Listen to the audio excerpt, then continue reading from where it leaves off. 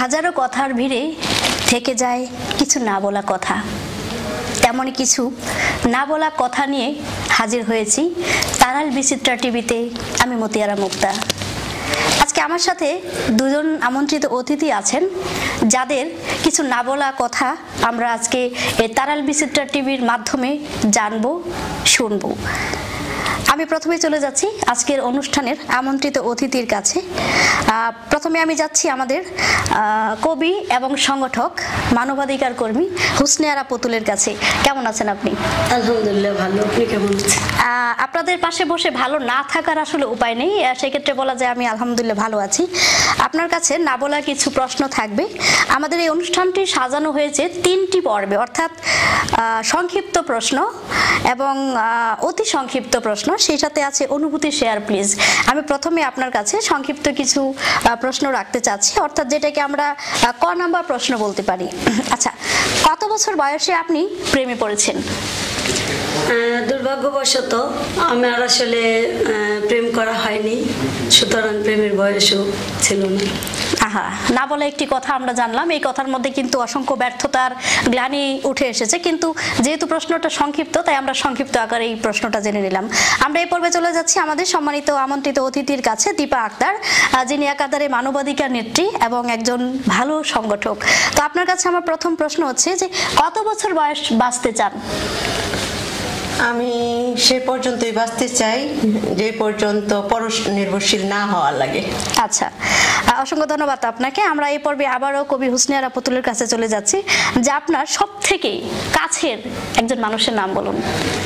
অবশ্যই আমার সব থেকে কাছের এবং প্রিয় এবং ভালো লাগার মানুষ হলো আমার মা। বাহ, অসংখ্য ধন্যবাদ আপনাকে।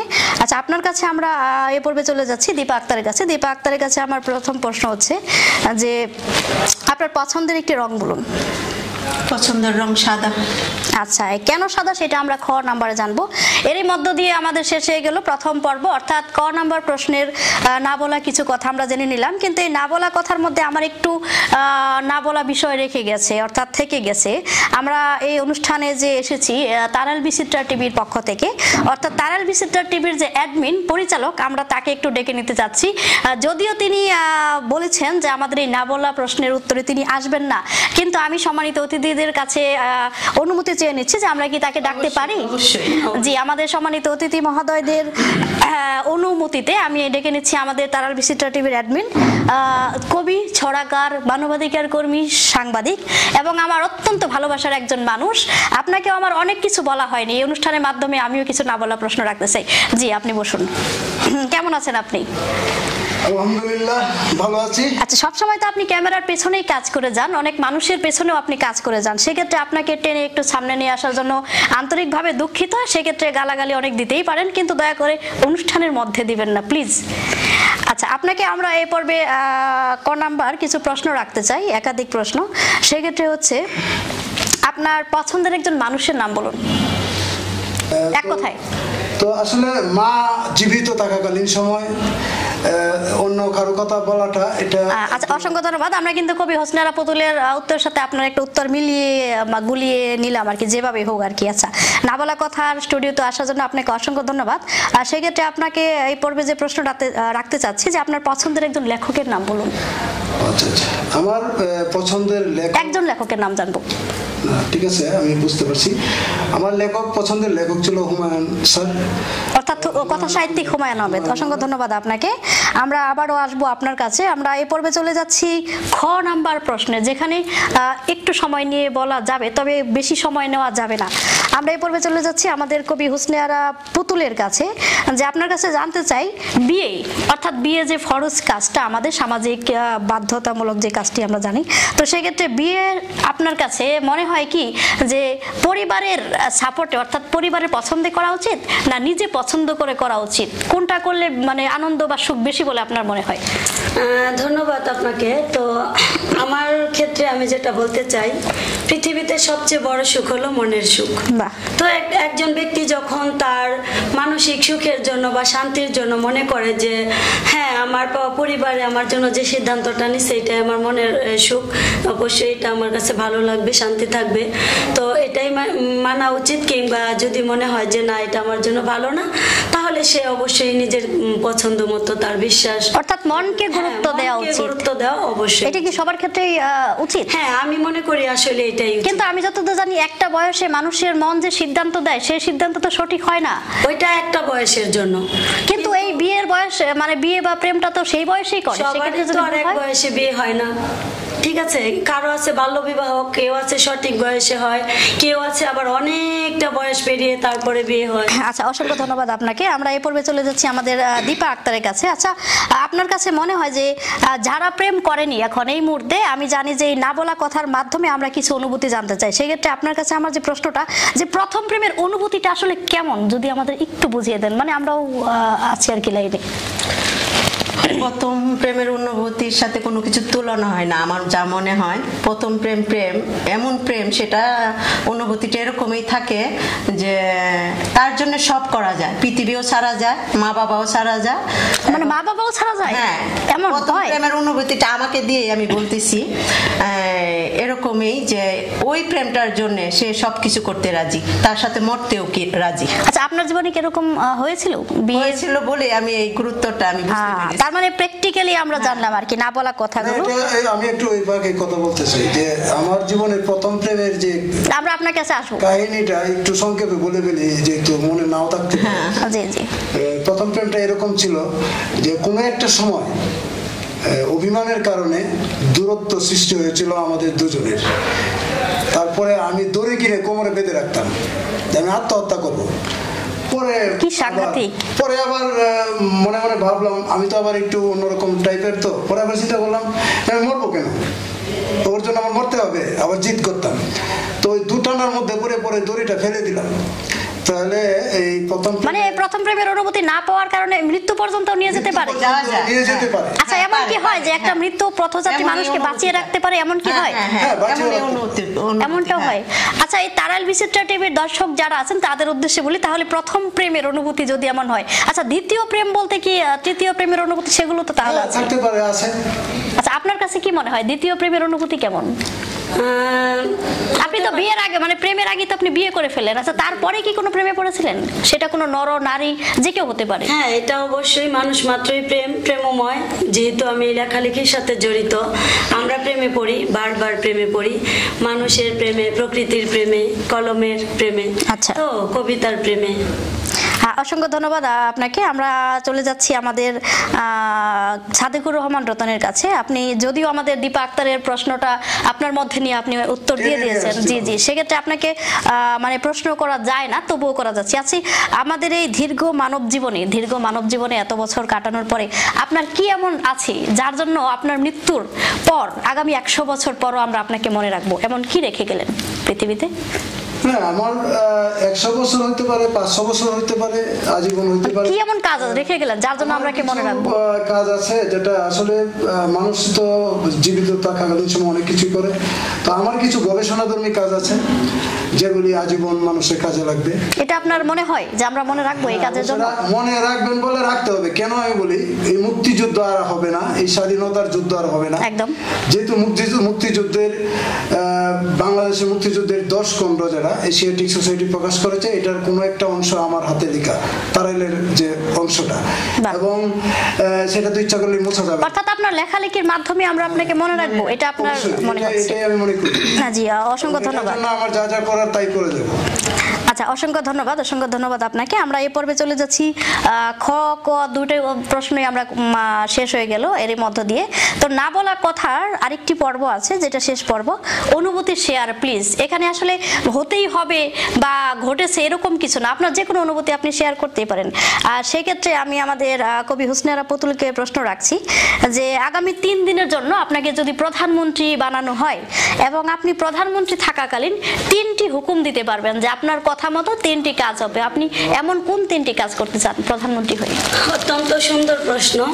অর্থাৎ 3 দিনে 3টি কাজ করাতে পারবেন। তো আপনার এই প্রশ্নের মধ্যে হলেও আজকের জন্য কিছুক্ষণের জন্য আমি প্রধানমন্ত্রী, জি, তো এই মুহূর্ত থেকে, হ্যাঁ এই মুহূর্তে, তো আমি অবশ্যই চাইবো আমার যে প্রথম যে কাজটা সেটা হলো আমি যে বিষয়ে সবসময় আমি ভুক্তভোগী এবং আমি বুঝতে পেরেছি যে আমাদের সমাজে বা আমাদের দেশে অনেক অবহেলিত সুবিধা বঞ্চিত নারীরা আছে, আছে।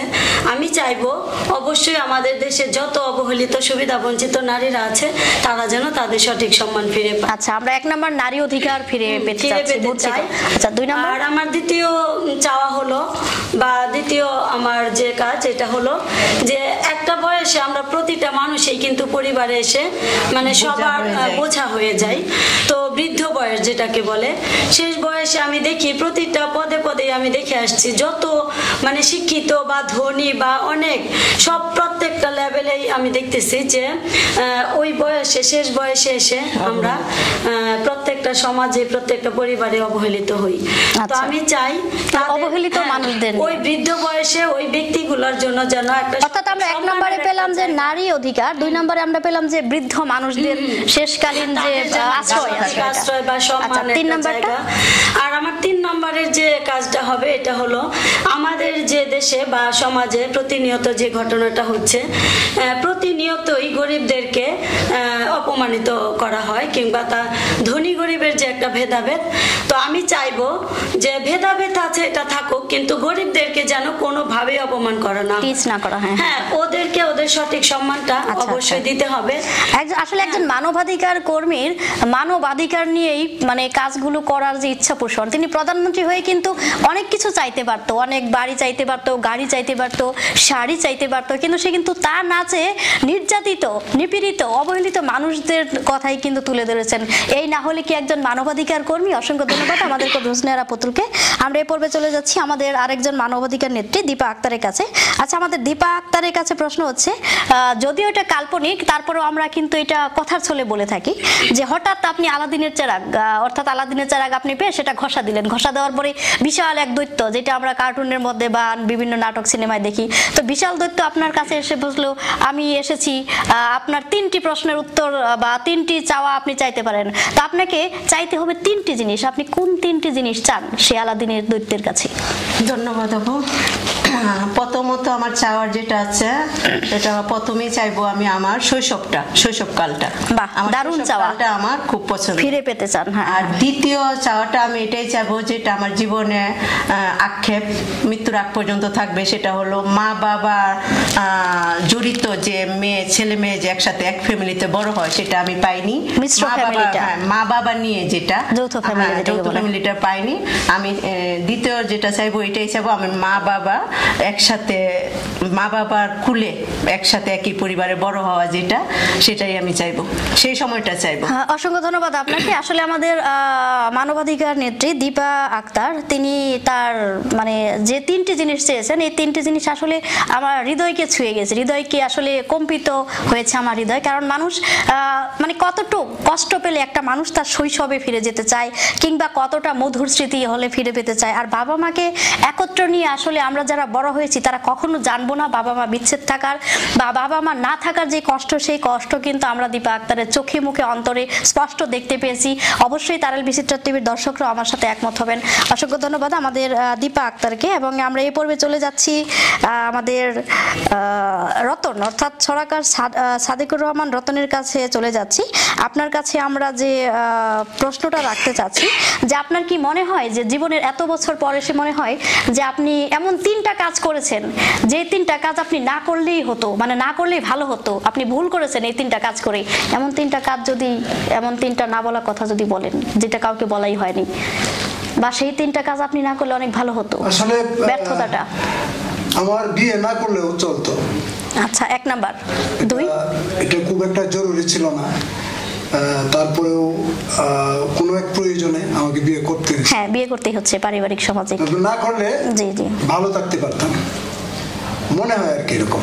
অর্থাৎ বিয়ে করার জন্য তো সবাই কম বেশি পাগল, কিন্তু আপনার এরকমটা মনে হচ্ছে কেন? এটা এখন এই বয়সে এসে মনে হলো, এত বছর পরে এসে যে এটা মনে হচ্ছে আর কি। আচ্ছা, বিয়েটা একটা জঞ্জাল, এবং আমাদের মতো যারা চিন্তাবিদ, যারা সাহিত্যিক, তাদের জন্য বিয়ে না করাটা মানে একটা মানে লেখক জীবনটাকে এক ধাপে এগিয়ে নেওয়া যায় মনে করি আর কি। অর্থাৎ লেখক জীবনকে মানে ধাপে ধাপে এগিয়ে নেওয়ার জন্য বিয়েটা একটা বাধা হয় আসলে, এটা একটা পিছু টান থাকে, তো এই কারণে অনেক সময় অনেক লেখা হয়ে ওঠে না। আচ্ছা, আমরা প্রথম 1 নম্বর প্রশ্নটার উত্তর পেলাম যে আপনাকে বলা হয়েছে 3টি ব্যর্থতা, অর্থাৎ না করলেই ভালো করতেন। 1 নম্বরে উঠে আসছে বিয়ে, আর 2 নম্বরটা পড়াশোনার কারণে আমি লেখক হয়েছি কিংবা লিখতে পারছি, কিন্তু এখানে কেন জানি মনে হয় যে আমার সাথে যারা পড়াশোনা করেছে, আমার সাথে যারা আছে, আমার বন্ধু বান্ধব কোনো কাজে আসে নাই, আমার জীবনে কোনো কাজে আসে নাই। আচ্ছা, সেই জন্য আমার ফ্রেন্ড সার্কেল যদি না থাকতো তাতে আমার কোনো সমস্যা হতো, আচ্ছা, চলতো না।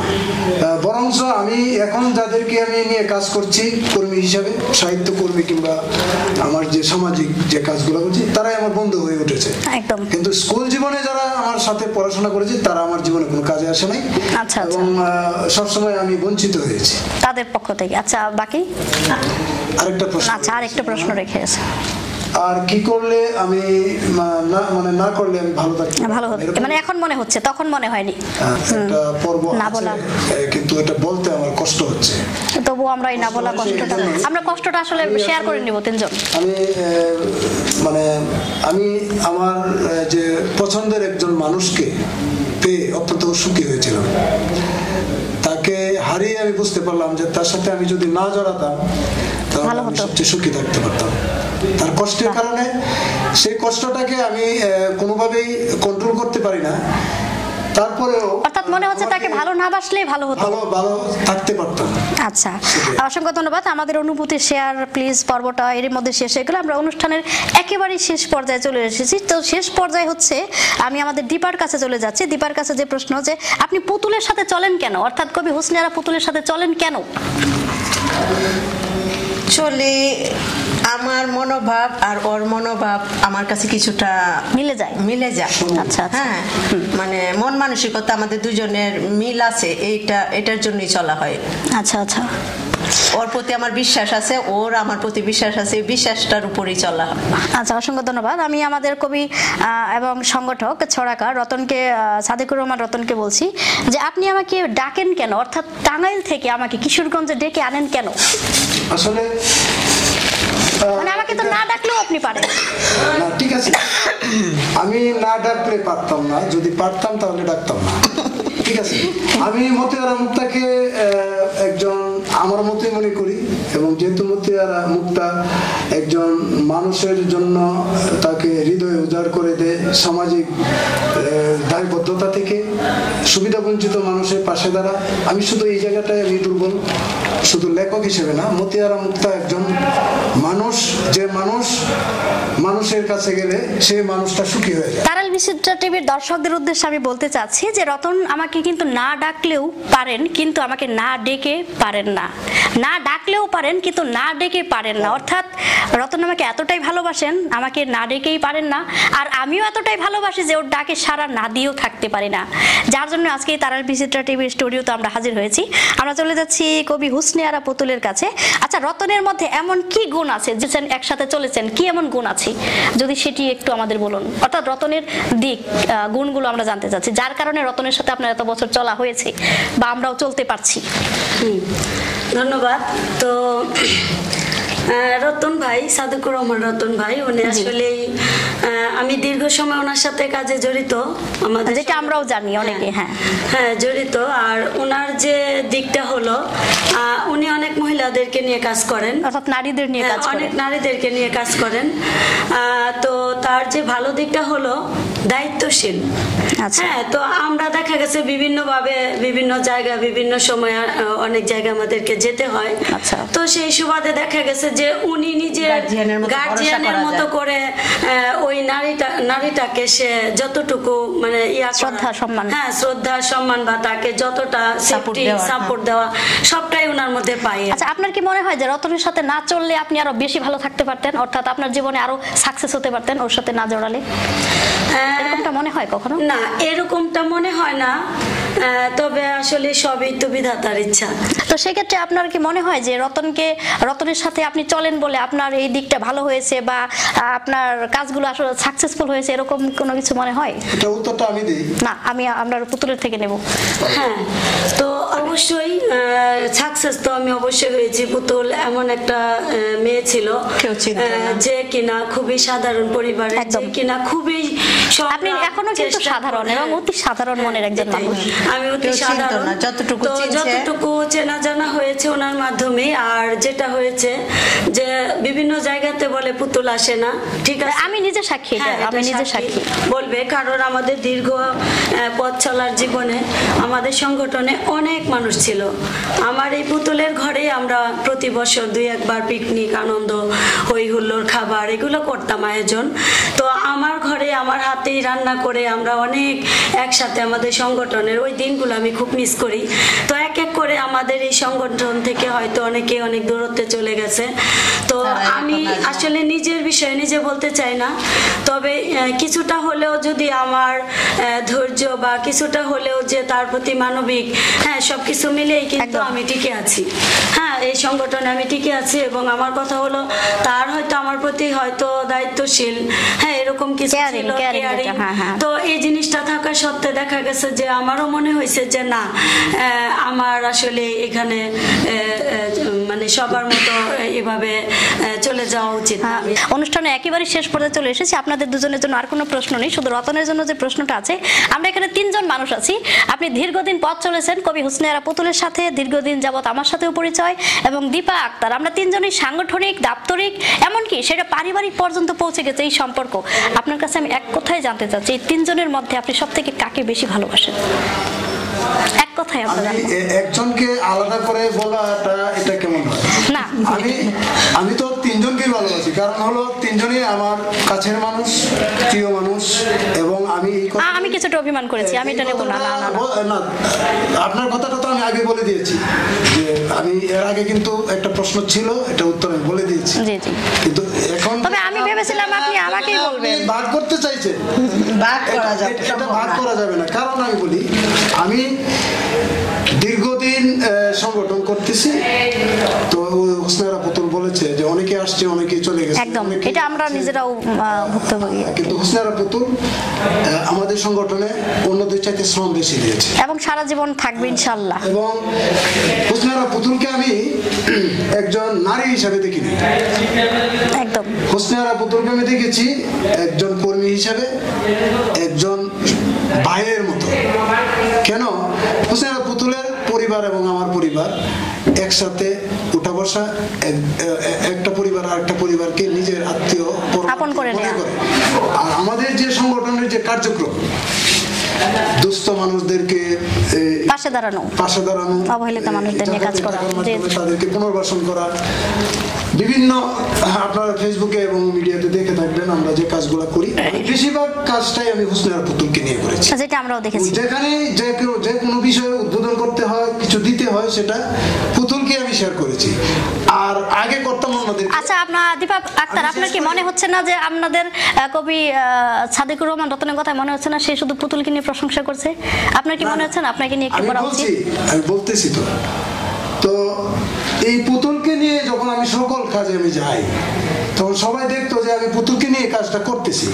এখন এই কিছুদিন ধরে আমি আমরা এই কথাগুলো আপনাকে নিয়ে যখন আমি গেলাম, পুতুল পিছনে নাই, আমার মোটরসাইকেলের পিছনে পুতুল নাই। আমরা এই কথাগুলো শুনতেই চাচ্ছি না।